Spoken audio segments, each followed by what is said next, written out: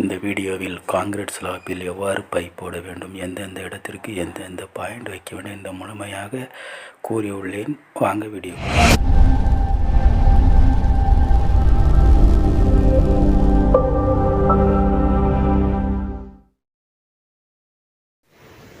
அறுபது அடி நீளமும் 12 அடி அகலமும் கொண்ட இந்த வீட்டின் ஸ்லாப்பில் எளிமையான முறையில் பைப் போடுவது எப்படி என்று இந்த வீடியோவில் நாம் பார்ப்போம்.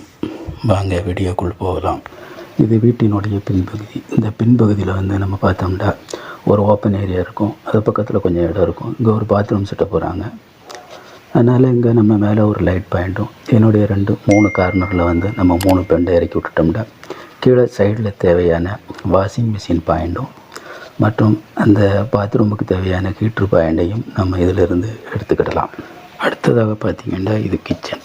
இங்கே ஒரு எல்இடி லைட் பாயிண்ட்டு, ஒரு ஃபேன் பாயிண்ட்டு, ஒரு நைட் லேம்ப், அது மட்டும் இல்லாமல் மஸ்ட்டாக கண்டிப்பாக ஒரு டியூப் லைட் பாயிண்ட்டுக்கு நீங்கள் இங்கே இறக்கிடுங்க.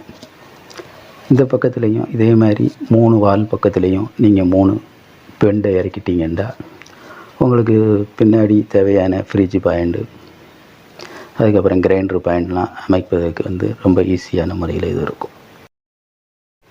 இது வானவழி. இதில் சைடில் பார்த்திங்கன்னா ஒரு பாத்ரூம் செட்டப் வரும்.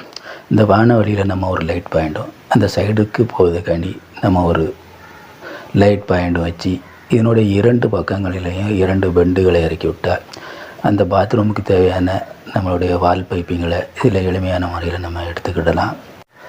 இந்த லைட்டிங் பாயிண்ட்டு பாக்ஸில் இருந்து ஒரு பைப்பை ரன் பண்ணி எங்கே டிபி வருதோ அங்கே கொண்டு போய் நம்ம சேர்த்துட்டோம்னா இந்த கிச்சனுக்கு தேவையான வானவழிக்கு தேவையான லைட்டிங் சர்க்யூட்டு, அப்புறம் water heater circuit, fridge circuit மற்றும் இங்கே என்னென்ன சர்க்யூட் தேவையோ 3-4 லைட் சர்க்யூட்டுகளை இந்த பைப் வழியாக நம்ம எந்தவித சிரமமும் இன்றி எடுத்துகிட்டு நம்ம ஈஸியான முறையில் வேலை செய்யலாம்.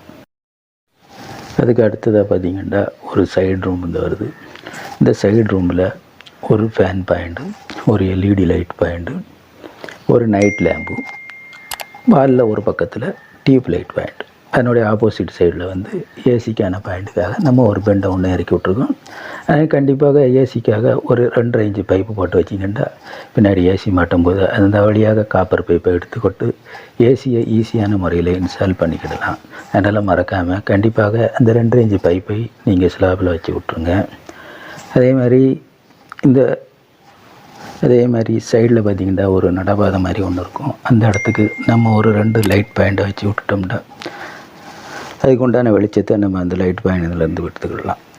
அதுக்கு ஒரு சைடில் ஒரு பெண்டை இறக்கி விட்டிங்கன்னா நீங்கள் அதுக்கு உண்டான சுவிட்சையும் அந்த வால் பக்கத்தில் நம்ம இருந்து எடுத்துக்கிடலாம். அடுத்ததாக இருப்பது லிவிங் ஹால். இந்த லிவிங் ஹால் அதிகமான அளவுள்ளதாக ஒரு 16 அடிக்கு மேலே இருப்பதனால இங்கே ஒரு 2 ஃபேன் பாயிண்ட்டு, அதே மாதிரி ஒரு நைட் லேம்ப் பாயிண்ட்டு, ஒரு எல்இடி பல்ப் பாயிண்ட்டு, அதே மாதிரி ஒரு டியூப் லைட் பாயிண்ட்டையும் நம்ம இங்கே இறக்கி விட்ருவோம்.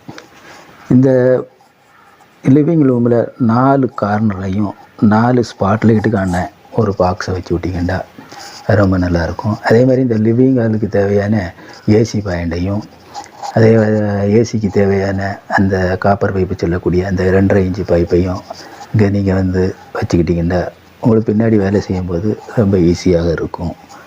இந்த 4 ஸ்பாட் லைட்லேயும் 4 கலர் எல்இடி லைட்டு போடும்போது வீட்டுக்கு ரொம்ப அழகாக இருக்கும்.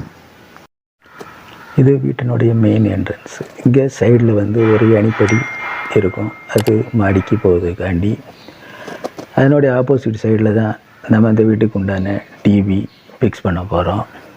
இந்த மெயின் ஏரியாவில் நம்ம ஒரு 2 லைட் பாயிண்ட்டுக்கு உண்டான பாக்ஸ்களை வச்சு அதில் இருந்து நம்ம ஒரு பைப்பை எடுத்து அந்த மெயின் டிவி வரக்கூடிய இடத்துல நம்ம வச்சுக்கிட்டா நமக்கு ஈஸியான முறையில் இதுக்கு உண்டான லைட் சர்க்யூட் நம்ம எடுத்துக்கொள்ளலாம்.